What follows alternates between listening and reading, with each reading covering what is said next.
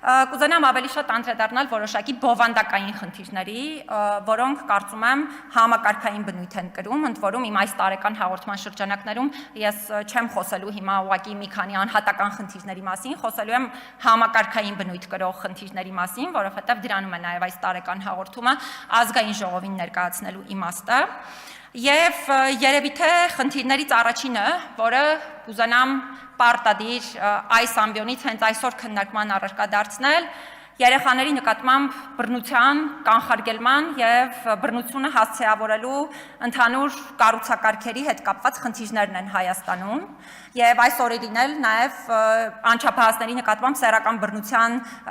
դեպքի առնչությամբ բազմաթիվ քննարկումներ են ընթանում, որոնք եւս վկայում են այն մասին, որ այո,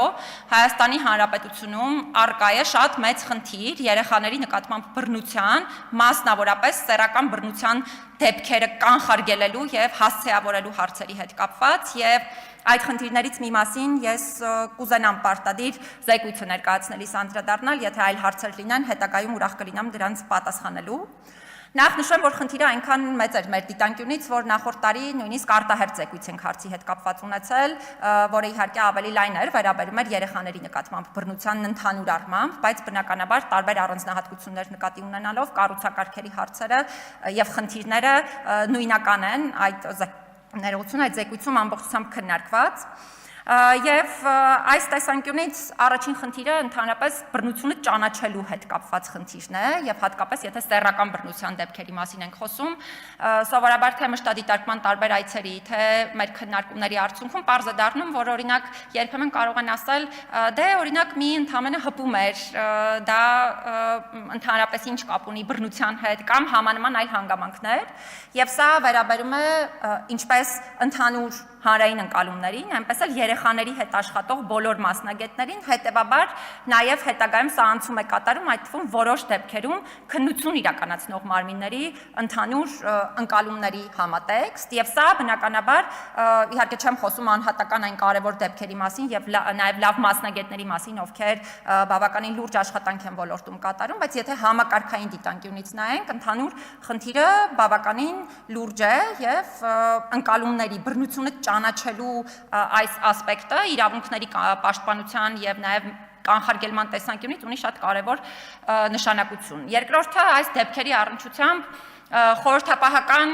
տեղեկությունների մի շարք իրավիճակներում փոխանցումն է, որը չես հասկանում, թե ինչպես է, օրինակ նույն տեղեկատվությունը պետական մարմիններին հասանելի դառնալու պարագայում փոխանցվում մարդկանց, ովքեր նույն կարող են լինել բռնարար, որովհետև մենք ունեցել ենք բազմաթիվ նման դեպքեր, երբ մեզ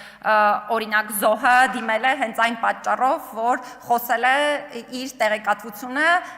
օրինակ, հա, ենթադրյալ բռնարարին փոխանցելու մասին, հետևաբար այս ամբիոնից ես կոչ եմ անում հատկապես բոլոր իրավասու այն պետական մարմինների ներկայացուցիչներին, ովքեր նման տեղեկատվության հետ են առնչվում եւ նման հարցեր են ընդհանրապես քննարկում, շատ զգույշ լինել այս տեղեկատվության հետ վարվելու ամբողջ կոնտեքստում, սա շատ զգայուն տեղեկատվություն է, դեպքերի մեծամասնությունում իր մեջ շատ լուրջ անձնական տվյալներ պարունակող եւ հետագայում նաեւ բավականին վտանգավոր կարող է լինել դրա հետ կապված ամբողջ այդ փոխանցման պրակտիկան։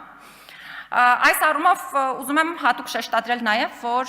շատ են իրավիճակները, երբ հատկապես անչափահասը սեռական բռնության է ենթարկվում, եթե խոսքը հատկապես զարգացման տարբեր առանձնահատկություններ ունեցող, հաշմանդամություն ունեցող անչափահասներին մասին է, իսկ ուզում եմ նաև հրապարակային ասել, որ այնպես չէ, որ Հայաստանում այդպիսի դեպքերը մեկն են կամ չկան, եւ մենք սրան պետք է շատ մեծ ուշադրություն դարձնենք։ Այնուհետև սրան անմիջապես հետևում է այնպիսի խոսույթի օգտագործումը, որը թիրախավորում է օրինակ նույն հաշմանդամություն ունեցող անձանց կամ դարձյալ շատ կարևոր է պետական մարմիններին դարձյալ կոչ ցուցմունքի արժանահավատությունը չի կարող պայմանավորված լինել եւ ոչ միայն ցուցմունքի որոշում կայացնելու հնարավորությունը չի կարող պայմանավորված լինել միայն անձի որոշակի զարգացման առանձնահատկություններ ունենալու, հաշմանդամություն ունենալու հանգամանքով եւ այլն։ Ու սա ցույց է տալիս նաև ըստ էության այն ամբողջ հիմնական խնդիրը, որը ոչ միայն մեր պետական մարմինները, տարբեր մասնագիտական համայնքներ, մասնագետներ ունեն նաև անգործունակության ինստիտուտի հետ կապված եւ հոգեկան առողջության խնդիրներ ունեցող անձանց հետ կապված